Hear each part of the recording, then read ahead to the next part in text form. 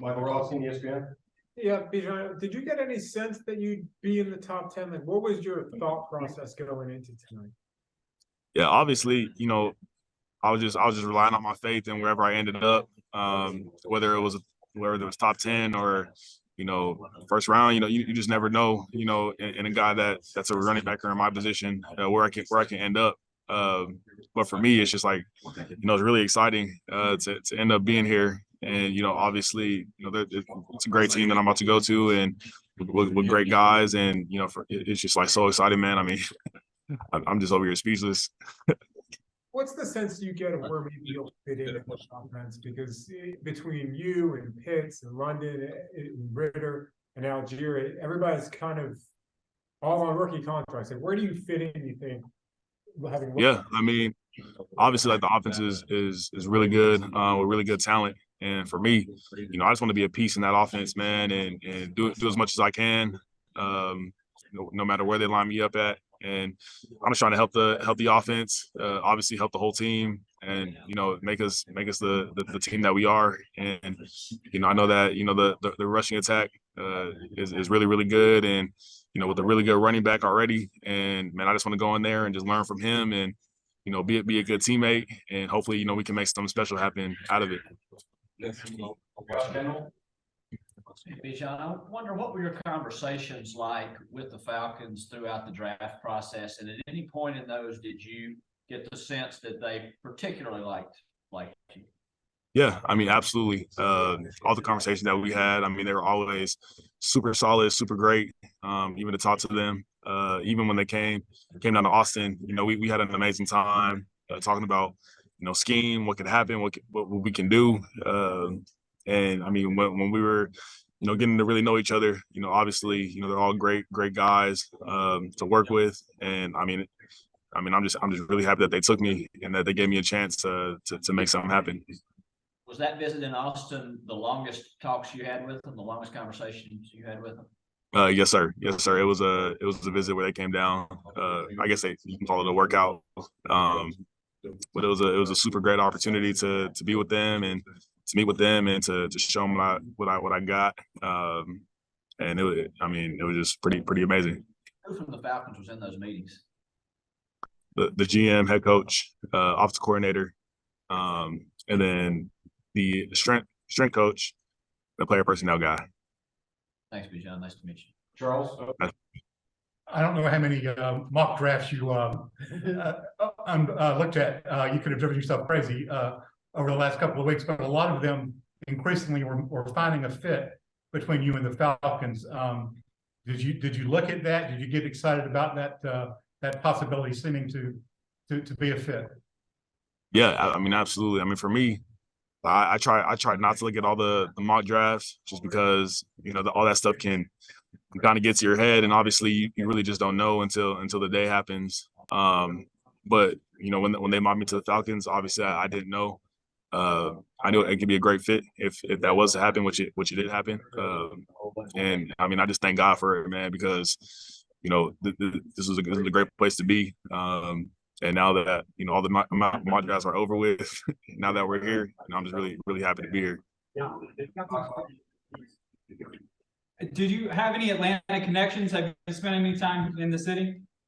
Yeah, my great uncle lives there, and he loves it there. He tells me all the time, man, like, what if you came to Atlanta, And I'm like, well, we're gonna have to see. But now that I'm there, it'll be pretty cool to spend some time with him.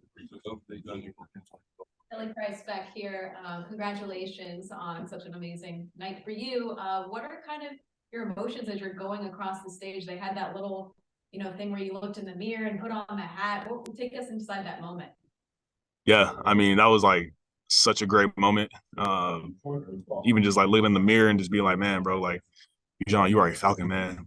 It was pretty special. And the hat was a little big. My head's a little big, so I was trying to fit it on as much as I can. But just to know that I'm here, and even seeing the fans, after I got off the stage and how happy and excited they were, just made me just so much more excited to want to be a part, and I just can't wait. And just one more question. Arthur Smith's offense? How much do you know about it and how he kind of has this run first mentality?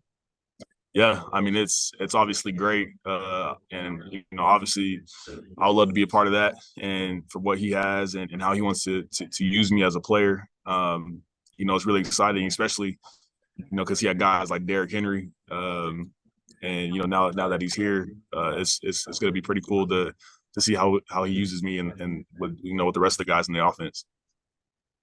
Joe, Patrick, anything on? Yeah, Bijan, at the combine, I think you said that you had talked with the coaching staff here and had a great time. You talked about it here. What kind of project did they present to you when you met with them? Yeah, I mean, obviously, they're going to try to use me to my full potential, whether it's catch the ball at the backfield, line up in the slot area, or in the slot position, I'm sorry, and then obviously running back, but just use the skill set in the most way that they can, and just let me get with mismatches and use my God-given talent to do the rest. But that's pretty much how we talked, and it was just great to hear it, and I love to hear it. All right, we're gonna talk to a few more. D-Leb, you got one? Yeah, Coach Sarkisian had talked about making his receivers mad because he put you in the slot so much. Yeah. Where'd you work out of learn how to work out of the slot at in high school or college, or Yeah. your receiving qualities out of the slot? Yep. So for me, I played a lot of 7-on-7 throughout my middle school and high school career, and I played strictly receiver during that time. I didn't play no running back. I was a straight receiver. So I mean, we joke around. I don't know if we joke around because I think it's true. But with the receivers at Texas, and I said I have the best hands on the team. But I always joke with those guys and just kind of get them mad a little bit. But I mean, obviously those are my dudes. But yeah, I mean, I take pride in catching the football too, just as much as running the ball and blocking. So I think that if you're a complete player, it just makes the most sense. All right, last one, Michael Rossi. Yeah, I got two quick ones for you. Just a clerical thing.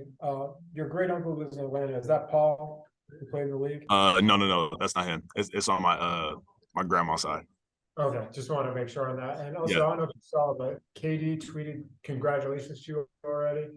Oh, Do you have a relationship with him, or is that just kind of him being a Texas guy? Or yeah. I mean, me and him, we'll see each other. And we'll obviously chop it up. I mean, I respect him a lot. We respect each other as athletes and especially as people. I mean, Kevin, I mean, that dude's the most solid dude as it gets. But yeah, man, I mean, we both represent Texas as much as we can. And, he's obviously a legend in his craft and in his game. And I just respect him to the highest.